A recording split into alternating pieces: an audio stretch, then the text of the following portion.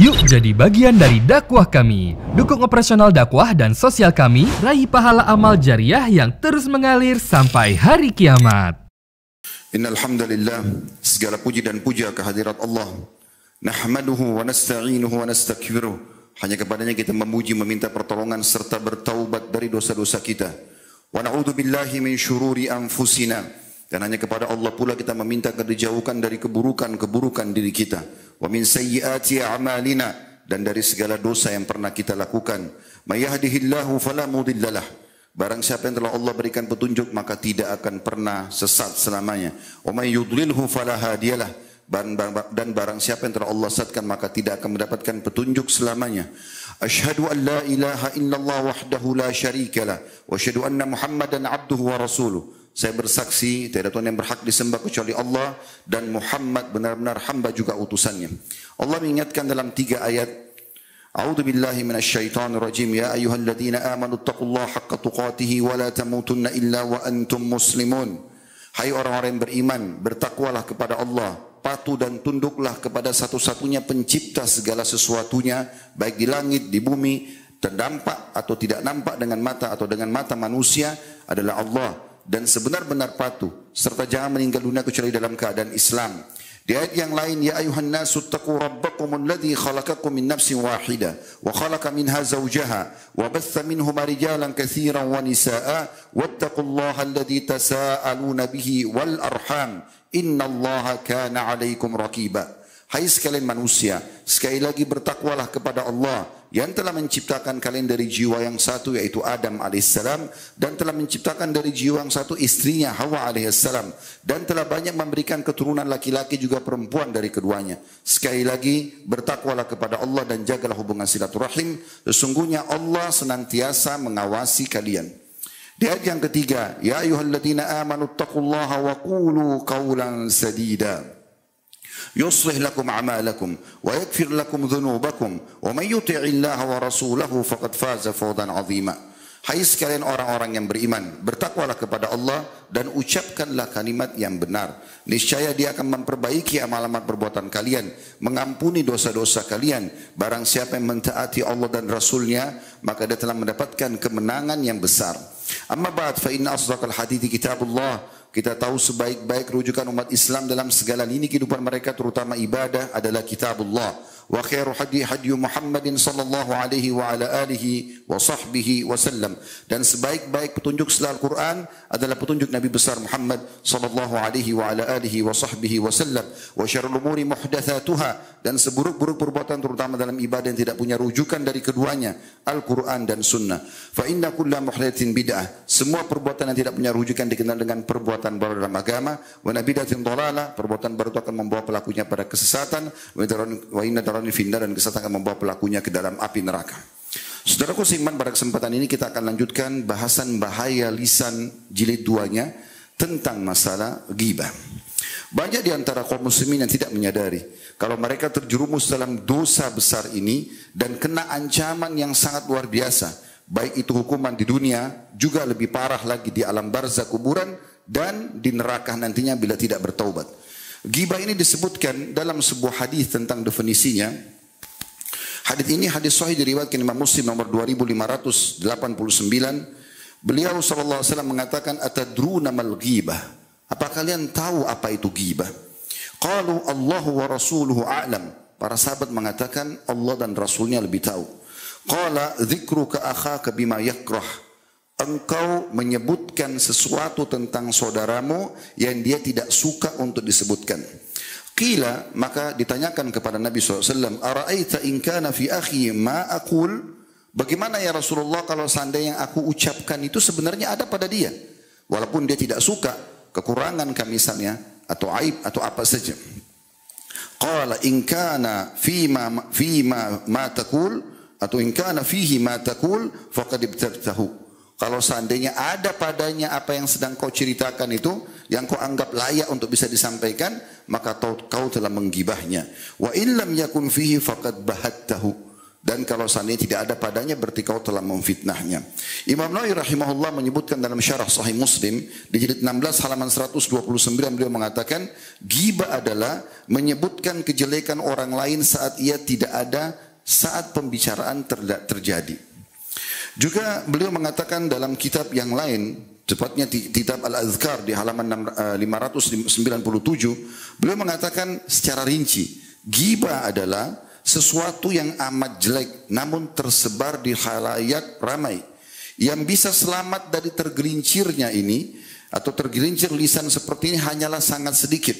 Ghibah membicarakan sesuatu yang ada pada orang lain, sesuatu yang diceritakan ada pada badan, agama, dunia, diri, akhlak, bentuk fisik, harta, anak, orang tua, istri, pembantu, budak, pakaian, cara berjalan, gerak-gerik, wajah yang ceria ataupun wajah yang cemberut, kebodohan, kefasihan lidah atau segala sesuatu yang berkaitan dengan itu.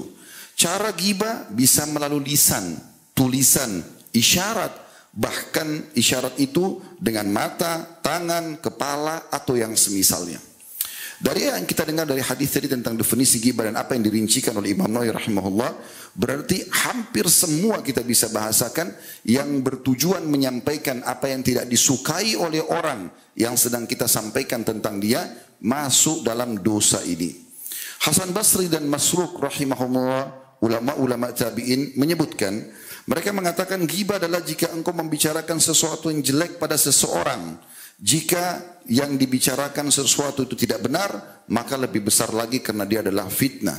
Dinukil dari kitab Jami' Ulum wal Hikam, jadi 26 halaman 167. Dalam Majma' al-Ansar, kitab yang masyhur, jadi 2 halaman 550 disebutkan, segala sesuatu yang ada maksud untuk menggibah, menyebutkan apa yang tidak disukai oleh orang yang sedang kita bicarakan, termasuk dalam ghibah, dan hukumnya adalah haram. Pernah ada seseorang bertamu ke rumah Aisyah radhiyallahu anha dalam sebuah riwayat yang sahih diriwayatkan oleh Imam Ahmad jilid 6 halaman 136. Ada seorang wanita berkunjung dan bertamu ke rumah Ummul Mukminin Aisyah radhiyallahu anha. Setelah selesai dia sampaikan hajatnya dan wanita itu mau keluar atau sudah keluar dari rumah Aisyah, Nabi SAW ada di situ. Maka Aisyah radhiyallahu anha memberikan isyarat dengan tangannya seakan-akan menggambarkan wanita itu pendek. Itu saja, cuma isyarat tangan. Ya, mengisyaratkan kalau wanita yang tadi datang itu tubuhnya pendek dan tidak ada hajat untuk menyampaikan orang itu pendek atau tinggi, kecuali memang yang disampaikan apa yang sedang dia inginkan untuk ditanyakan. Maka Nabi SAW spontan mengatakan kepada Ummul Mukminin Aisyah, qad tabtihi atau qad tabtiha, artinya engkau telah menggibahnya. Jadi isyarat saja sudah cukup kena dosa ini. Allah Subhanahu wa taala melarang ghibah dengan sangat jelas dalam firman-Nya dalam surah Al-Hujurat surah nomor 49 ayat 12 yang berbunyi, A'udzu billahi minasyaitonir rajim, ya ayyuhalladzina amanu ijtanibu katsiran minadh-dhann inna ba'dadh-dhanni itsm wa la tajassasu wa la yaghtab ba'dukum ba'dha ayuhibbu ahadukum an ya'kula lahma akhihi maytan fakarihtumuh wattaqullaha innallaha tawwabur rahim. Artinya, hai orang-orang beriman, jauhilah prasangka-prasangka, karena sebagian prasangka itu pasti dosa. Artinya dalam Islam kita disuruh ambil berita yang pasti saja. Selama masih prasangka tinggalkan. Dan jangan kalian saling memata-matai. Jangan saling menggibah satu sama yang lain. Tepatnya bahasa Indonesia adalah menggunjing.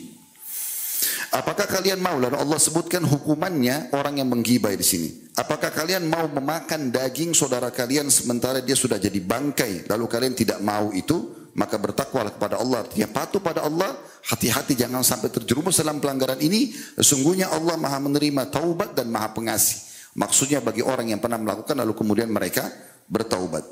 Asy-Syaukani berkata berhubungan dengan ayat ini dalam buku yang masyhur Fathul Qadir di jilid 5 halaman 87, beliau mengatakan Allah Ta'ala memisalkan ghibah dengan memakan bangkai seseorang karena bangkai sama sekali tidak mengetahui siapa yang memakan dagingnya.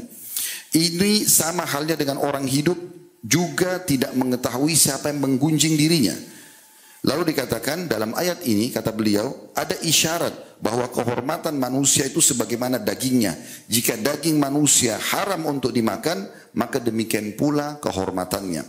Ayat ini melarang setiap muslim menggibah dengan perbuatan, dan perbuatan itu dipastikan perbuatan jelek, penuh dengan dosa, dan pelakunya tercela. Qatadah rahimahullah berkata, sebagaimana engkau tidak suka jika mendapati saudaramu dalam keadaan mayit atau bangkai penuh dengan ulat untuk engkau makan, maka ketahuilah demikianlah buruknya jika engkau menggibahnya saat ia masih hidup. Dinukil dari kitab Jami' al-Bayan wa Ta'wil Ayatul Quran, jilid 26 ayat 169. Dan kita perlu teman-teman sekalian merenungi apa yang disampaikan oleh Nabi SAW dalam beberapa hadis yang akan kami sampaikan. Namun sebelumnya, hukum ghibah ini secara mutlak ulama sepakat haram. Dinukil dari kitab Kunuz Riyadus Salihin, jilid 18 halaman 164, disebutkan para ulama sepakat akan haramnya ghibah. Dan ghibah termasuk dosa besar. Kalau dosa kecil bisa dimaafkan dengan orang wudu, sholat, dan semua amal saleh bisa membersihkan dosa-dosa kecil. Tapi kalau dosa besar, maka berarti wajib taubat nasuha. Ada rincian Imam Nawawi rahimahullah mengatakan taubat dari dosa besar, kalau umum dosanya, maka itu dengan cara misalnya orang berzina, maka dia taubatnya meninggalkan dosa itu seketika, menyesali, yang kedua dan yang ketiga berjanji sama Allah tidak akan mengulanginya. Tapi kalau dosa itu berhubungan dengan hak manusia, misalnya mencuri, maka selain taubat kepada Allah, wajib minta keridhaan terhadap barang yang pernah dicuri, atau kalau tidak, dikembalikan barang yang pernah dicuri. Kalau pernah memukul fisik, minta keridhaannya. Kalau tidak, maka berikan badan kita juga untuk dipukul, yang dikenal namanya kisos. Begitu juga dengan orang yang mencoreng kehormatan seseorang, menghinanya, yang menggunjingnya, memfitnahnya, sudah merusak kehormatan orang ini, maka dia wajib taubat kepada Allah SWT dengan 3 syarat tadi, meninggalkan dosa itu, menyesal dan janji sama Allah tidak akan mengulangi, ditambah yang keempat adalah meminta kehalalan dari orang tersebut, dan kalau dia tidak memaafkannya, maka terus dia berusaha untuk minta maaf dan menjelaskan kepada orang-orang yang pernah dia sampaikan, saya pernah menggunjing fulan. Pasti Anda ingat siapa orang yang pertama Anda telepon untuk gosipin seseorang yang jadi target. Teman-teman dekat misalnya. Katakan saya pernah ceritakan tentang seseorang ini buruk. Maka saya menarik perkataan saya dan saya bertobat kepada Allah. Kalau dia sebarkan setelah itu dosa dia. Tapi kita harus memberhentikan dosa yang sudah kita sebarluaskan. Oleh karena itu teman-teman sekalian sudah kita ingatkan di khutbah yang lalu, di bahaya lisan 1, hati-hati dengan lidah. Ingat riwayat yang kata Nabi SAW kepada sahabat yang mulia, ya, Abi Dzar radhiyallahu anhu, yang Nabi SAW mengatakan, mau enggak saya tunjukkan kamu keselamatan dari semua perkara, kau pasti akan aman. Maka kata beliau, tentu. Kata Nabi SAW sambil memegang lidah beliau, ya, amsik alaika hadza, kontrol ini darimu. Jadi ini berbahaya sekali, karena kalau ini salah maka akan salah semuanya. Juga sudah kita ingatkan hadis riwayat Muslim yang kata Nabi SAW, kalau anak Adam tiba di pagi hari, seluruh anggota tubuhnya mengingatkan lisan dan berkata, bertakwalah engkau kepada Allah terhadap kami, karena kami hanya ikut dengan kamu. Kalau kau lurus kami lurus, kalau kau bengkok maka akan bengkok. Teman-teman sekalian, rugi sekali, dan bayangkan ini ruginya kalau seseorang di antara kita sudah sibuk dengan amal saleh, sholat, berjaga 5 waktu, tutup aurat, berusaha mencari pendapatan halal, sudah berbuat baik banyak hal. Tapi subhanallah semua itu dinikmati oleh orang-orang yang telah kita ganggu dengan lisan kita. Pada hari kiamat nanti mereka akan datang dan akan menuntut, sholat kita akan diambil, puasa kita akan diambil, zikir kita akan diambil, semua ibadah kita bisa diambil dan bisa habis. Hadis yang masyhur yang Anda sudah tahu semuanya tentang masalah orang yang bangkrut. Bagaimana Nabi SAW mengatakan, siapa orang yang bangkrut itu? Kata para sahabat, orang yang tidak ada dirham dan dinarnya Rasulullah. Kata Nabi SAW, bukan itu gampang. Kalau cuma duit hilang bisa dicari lagi. Permasalahannya bukan itu. Orang yang bangkrut sebenarnya orang yang datang pada hari kiamat membawa lengkap pahala sholat, pahala puasa, pahala haji, banyak ibadah-ibadahnya. Tapi pernah dia memukul orang ini, pernah mencaci maki orang yang itu, menggunjing dan memfitnah, pernah membunuh atau memukul atau apa saja jenisnya. Maka orang-orang ini akan datang dan menuntut di hadapan Allah Subhanahu wa taala pada hari kiamat kalau tadi kita tidak berusaha untuk taubat nasuha. Dan kata Nabi SAW digambarkan ini, kalau orang-orang ini minta lalu diberikan pahala-pahala dia, Kata Nabi SAW, kalau habis pahala dia dan masih ada orang yang datang menuntut, sudah habis nih pahala sholatnya, pahala zakatnya, pahala hajinya, habis semuanya. Bakti sama orang tua, sedekah buat istri dan anak, habis semuanya. Tapi masih ada yang nuntut juga.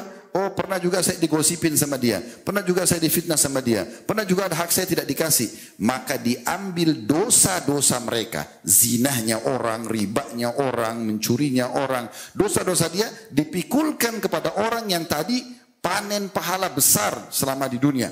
Kemudian akhirnya habis semua pahalanya, tinggal dosa-dosa orang yang dihukum dia dengan dosa-dosa orang tersebut. Betapa bangkrutnya orang ini. Seringkali kita dengar hadis ini tapi subhanallah masih saja luput. Dan kita anggap biasa. Tidak pernah kita jadikan sebagai sebuah ibrah dan pelajaran.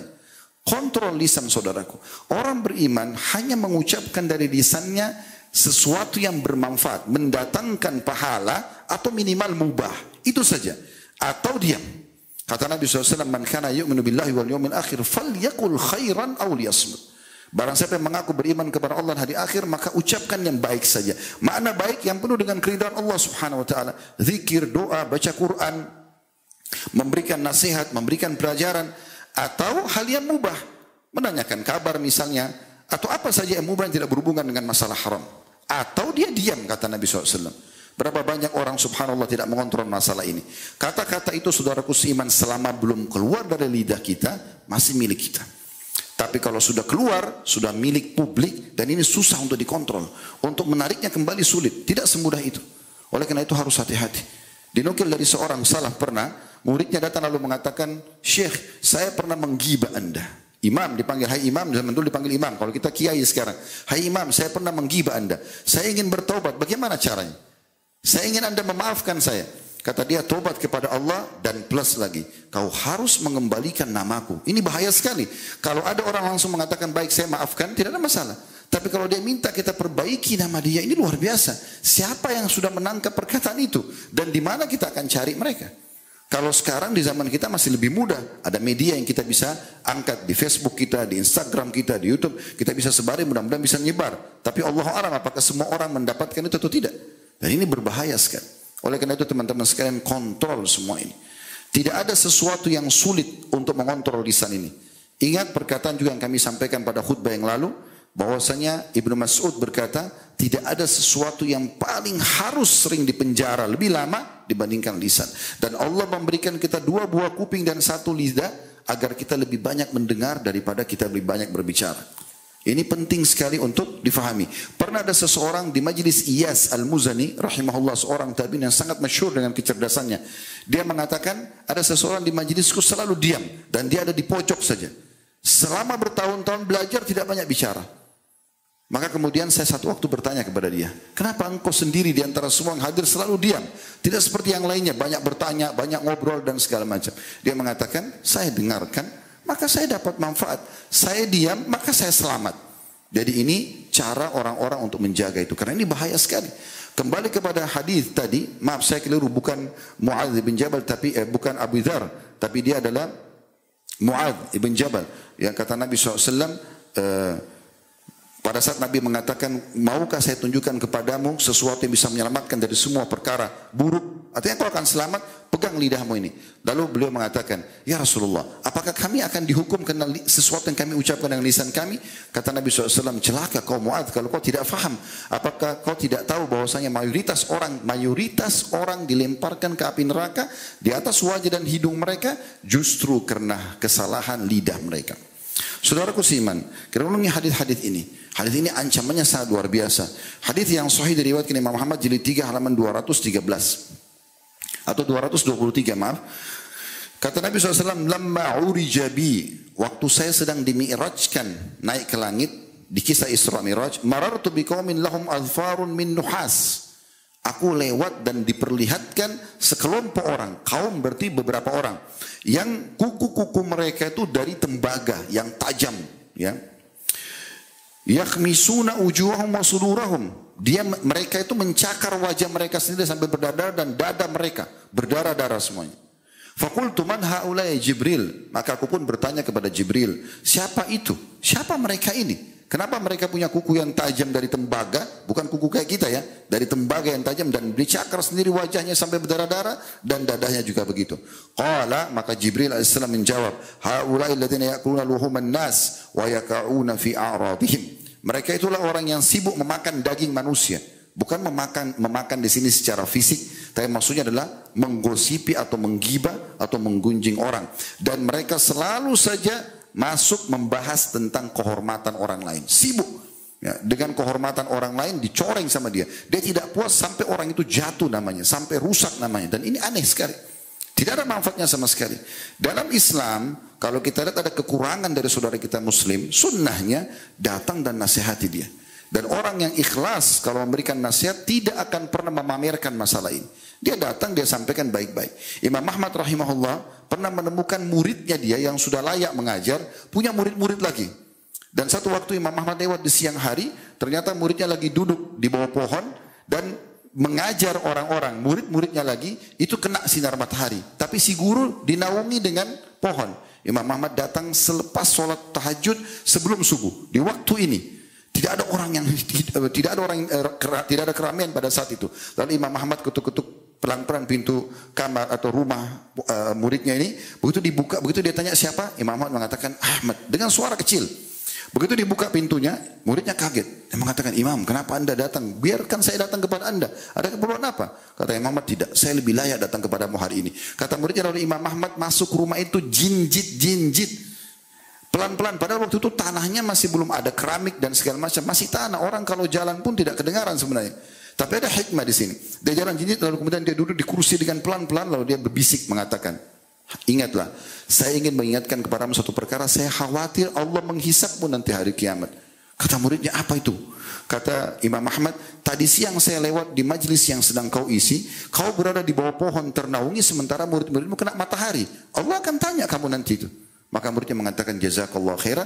Lalu Imam Ahmad mengatakan baik, dia keluar. Tetap dia jinjit-jinjit lalu pergi. Tidak ada yang tahu masalah ini. Tidak dipamer kepada orang. Tujuannya lillahi ta'ala. Ini yang benar.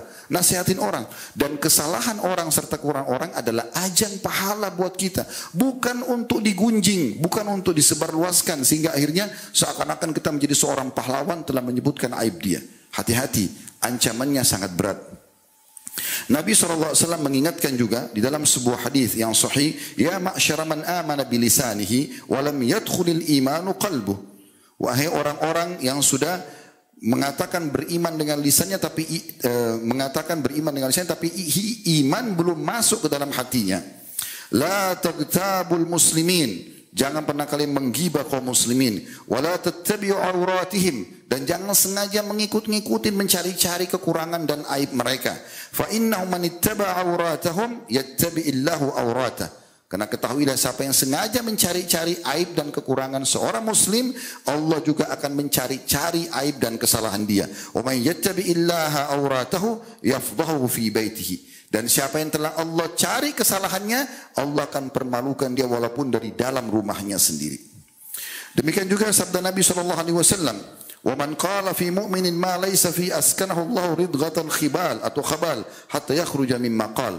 Hadis sahih riwayatkan Abu Daud, yang artinya barang siapa yang mengucapkan sesuatu tentang seorang mukmin, apalagi kalau tidak ada pada dia, kalau ada ghibah, kalau tidak jadi fitnah, maka Allah akan tempat tinggalkan dia atau berikan dia hukuman di lumpur yang buruk dari neraka sampai dia bertobat dan meninggalkan apa yang dia ucapkan itu.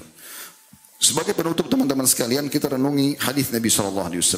Bubar dari sini, kalau ingat pernah gosipin siapapun, segera bertobat kepada Allah dan minta maaf kepada dia. Tidak ada yang jamin kita masih hidup sebentar sore. Atau mungkin bahkan setelah khutbah Jumat ini, berapa banyak orang yang ajalnya datang. Ingat, pada saat kita sedang menyambut hari baru, berarti makin dekat hari pulang dengan Allah Subhanahu wa taala. Berarti makin dekat juga hisab kita. Oleh karena itu pergi ke akhirat, jangan pernah bawa dua hal, dosa dan musuh. Ini banyak orang selalu siapkan musuh setiap hari. Tapi pergi ke akhirat, bawa dua hal, amal soleh dan teman yang baik. Itu saja. Dan isi sisa umur kita ini yang tersisa dengan amal-amal soleh, kebaikan-kebaikan, bertobat. Kalau tidak berbahaya. Kata Nabi SAW, man kanat indahu madlamatun li akhihi falyatahallalhu minha. Siapa yang punya kezaliman terhadap saudaranya, segera dia minta kehalalannya saat ini. Maksudnya pada saat dia masih hidup. Fa innahu laisa thamma dinarun wala dirhamun. Maka karena akan datang nanti hari kiamat, pada saat kalian dibangkitkan, tidak ada lagi manfaatnya dinar dan dirham, dolar, rupiah, euro, nggak ada lagi. Nggak bisa negosiasi nanti dengan uang di sana. Min qabli an yu'khadha li akhihi min hasanatihi, dan sebelum diambil pahala-pahalanya diberikan kepada saudaranya yang dia lakukan kezaliman padanya. Fa in lam lahu hasanatun ukhidha min sayyiati akhihi faturihat alaih. Kalau dia tidak punya cukup pahala untuk membayar kesalahan saudaranya, kesalahan dia terhadap saudaranya, maka akan diambil dosa saudaranya dilimpahkan kepada dia. Ingat teman-teman sekalian, kalau ada orang buat zalim kepada kita, apapun sifatnya, mau digosipin, mau difitnah, mau apa saja, diambil hak kita, kapan kita bersabar di situ, tidak membalas keburukan dengan keburukan, pastikan kita akan mengambil hak kita sepenuhnya dari dia nanti pada hari kiamat. Kalaupun dia bertaubat, maka tetap sudah ada nilai pahala. Yang tidak bisa kita dapatkan nilai pahala itu kecuali dengan cobaan tersebut. Ada orang subhanallah begitu digosipin oleh satu orang, sibuk seluruh media dia berbicara tentang membalas orang tersebut. Apa manfaatnya? Orang itu berdosa, dia juga berdosa. Dan dia kehilangan pahala. Serta tidak bisa juga menuntut di mahkamah Allah. Mahkamah Allah sangat besar, sangat adil, dan balasannya juga sangat maksimal. Sebagai penutup teman-teman sekalian, kalau seandainya ada orang yang menggosipin orang lain, dia menggibah, kemudian kita membela, kita justru mengatakan jangan, itu tidak boleh, ini pahalanya sangat besar. Sampai pada tingkat kita akan diselamatkan dari api neraka. Sesuai dengan hadis Nabi SAW, man zabba an lahmi akhihi bil ghiba, kana haqqan ala Allah an yu'tikahu minan nar. Hadis Hasan diriwayatkan oleh Imam Ahmad. Barang siapa membela kehormatan saudaranya dari ghibah, ada orang gosipin orang, jangan, tak boleh gitu ya. Maka menjadi pasti Allah akan membebaskannya dari api neraka. Oleh karena itu teman-teman sekalian selalu jadikan sebagai bahan introspeksi diri. Kalau aib itu yang ada pada orang tidak ada pada kita, kita bersyukur kepada Allah Subhanahu Wa Taala. Sebagaimana kata Nabi SAW, siapa yang lihat aib pada diri seseorang tidak ada padanya, ucapkan alhamdulillahillati afani mimma ibtala bihi. Segala puji bagi Allah yang telah menyelamatkan aku dari apa yang diujikan kepada orang ini. Wa faddalani ala katsiri mimma khalaqa tafdila. Dan telah mendahulukan aku dengan kelebihan yang banyak dari makhluk-makhluknya yang lain. Kalau ada juga pada kita, justru kita kesempatan bertobat dan memperbaikinya. Tidak ada manusia yang diciptakan sempurna, semuanya pasti punya kekurangan. Kekurangan orang lain sekali lagi justru ajang pahala buat kita, bukan justru kita menjatuhkan dan menghilangkan dia dari nama atau menghilangkan dia di tengah-tengah masyarakat hanya karena untuk mengejar sedikit pujian orang. Allahu a'lam. Aku qauli hadza, saya sudah mengucapkan perkataan saya ini, wa astaghfirullah li wa lakum, dan saya beristighfar kepada Allah, ngajak jamaah istighfar kepada Allah, fastaghfiruhu innahu wal ghafurur rahim. Istighfarlah karena sungguhnya dia maha pengampun juga maha pengasih. Alhamdulillah, wassalatu wassalamu ala rasulillah. Segala puji dan puja kehadirat Allah subhanahu wa ta'ala, juga salawat dan taslim kepada Nabi besar Muhammad sallallahu alaihi wa ala alihi wa sahbihi wasallam. Di hari Jumat ada waktu mustajab doa. Ada dua buah riwayat. Riwayat Imam Muslim menyebutkan itu antara khatib duduk di khutbah sampai diiqamahkan solat. Oleh karena itu semua khatib umumnya berdoa di khutbah kedua, sebagaimana juga dicontohkan oleh baginda Nabi sallallahu ala alihi wa sahbihi wasallam. Kemudian juga ada hadis riwayat An-Nasa'i, Jumat ada 12 waktu di mana tidak ada seorang muslim berdoa kecuali akan diijabah, dan perbanyaklah atau maksimalkan berdoa selepas asar sampai terbenam matahari. Maka ini salah satu waktu yang mustajab dengan izin Allah SWT, maka kita berdoa kepada Allah SWT. Alhamdulillah, kami memujimu ya Allah sebagaimana layak kau dipuji sebagai pencipta, dan kami memujimu sampai engkau menerima puji-pujian kami dan engkau jadikan sebagai tambahan amal kami pada hari kiamat. Dan kami mengucapkan salam hormat kami kepada utusanmu Nabi besar Muhammad sallallahu alaihi wa ala alihi wa sahbihi wasallam, sebagaimana engkau telah perintahkan kami mengucapkan salam hormat kepadanya. Ya Allah, kami tidak berkumpul di masjid ini, di musola ini, kecuali karena ingin mengerjakan salah satu perintah yang kau wajibkan kepada kami, yaitu salat Jumat. Maka terimalah pahala ini, terimalah ibadah dengan pahala yang sempurna, dan terimalah seluruh amal-amal soleh yang pernah kami kerjakan, yang sedang kami kerjakan, dan yang akan kami kerjakan sampai menjelang ajal datang nanti dengan pahala yang sempurna. Serta ya Allah, maafkanlah seluruh kesalahan kami, bahkan gantilah menjadi pahala dengan izinmu kedua orang tua kami, seluruh kerabat kami, bahkan ampunilah seluruh muslimin dan muslimat, mukminin dan mukminat yang hidup dan juga yang sudah meninggal. Ya Allah, jadikan negara kami Indonesia negara yang aman, tentram, damai, seluruh umat Islam di bawah naungan ukhuwah Islamiyah. Satukan kami di bawah naungan Al-Quran dan Sunnah. Dan siapapun yang menginginkan keburukan bagi Islam, bagi Indonesia, bagi muslimin, semoga engkau kembalikan tipu daya mereka kepada diri mereka sendiri. Lunasi sisa utang negara kami dengan semudah-mudahnya. Kayahkanlah kami dengan hasil-hasil yang engkau berikan kepada kami sebagai rezeki. Dan maafkanlah semua yang sudah berbuat kesalahan di antara kami. Ya Allah, tolonglah saudara kami di India, di Palestina, di Syria, di Yaman, di Irak, dimanapun yang sedang tertindas. Ikhlaskan niat mereka, terima para syuhada mereka, mulakan Islam di tangan mereka dan tangan kami semua, serta ikut sertakan kami bersama mereka di pahala, baik dengan doa, dengan harta, juga dengan jiwa kami. Dan ya Allah, berikanlah kami semuanya kebaikan di dunia. Rabbana atina fid dunya hasanah, dan berikan kami semuanya kebaikan di akhirat. Wa fil akhirati hasanah, dan selamatkan kami dari siksa api neraka. Wa qina adzabannar, dan masukkanlah kami ke dalam surga bersama orang-orang yang patuh. Wa adkhilna jannata ma'al abrar. Ya azizu ya ghafar ya rabbal alamin, wahai zat yang maha pengampun juga Tuhan alam semesta. Wa sallallahu ala nabiyina Muhammadin walhamdulillahi rabbil alamin. Inna Allah ya'muru bil adli wal ihsan. Allah selalu menyuruh kita berbuat kebaikan dan keadilan. Wa yanha 'anil fahsya'i wal munkari wal baghi, dan Allah larang perbuatan keji, perbuatan mungkar, perbuatan maksiat. Ya'idukum la'allakum tadhakkarun. Itulah peringatan dari Allah, jadikan sebagai prinsip hidup kalian. Fadhkurullaha al-'azim yadhkurkum. Ingat selalu Allah, Allah akan ingat kepada kalian. Wa syukuru ni'am yazidkum. Syukuri nikmat yang dia pasti akan tambah. Wa la dzikrullahi akbar. Mengingat Allah adalah amal yang paling besar. Wa aqimis shalah, dan dirikanlah salat.